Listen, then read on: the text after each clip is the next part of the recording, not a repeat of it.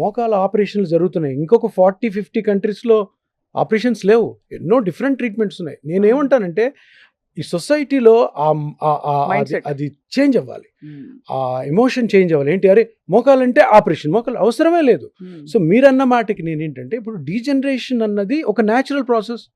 నా జుట్టు ఊడిపోయినట్టు, నా జుట్టు తెల్లబడుతున్నట్టు, అటువంటి ప్రాసెస్ మోకాల్లో జరుగుతున్నప్పుడు నొప్పిగా అది బయటకు వస్తుంది. అందుకని మనం పరిగెత్తాం డాక్టర్ దగ్గర.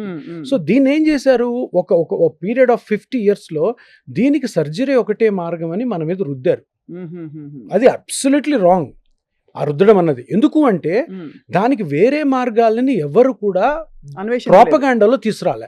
ఈ మార్గము 30-40 years ముందే ఉంది. పెద్ద పెద్ద ఆర్థోపెడిక్ డాక్టర్స్ అంటున్నారు ఇవే, ఇది ఇప్పుడు స్టార్ట్ అవ్వలేదు, ఎప్పటి నుంచే స్టార్ట్ అయిందా అని ఎందుకు ప్రోపగాండాలోకి తీసుకురాలేదు? ఎందుకు ఇంత సింపుల్ ట్రీట్మెంట్, ఇంత ఎఫెక్టివ్గా ఉన్న ట్రీట్మెంట్ని మనము ఎందుకు ప్రజలకి ఆప్షన్గా ఇవ్వలేదు?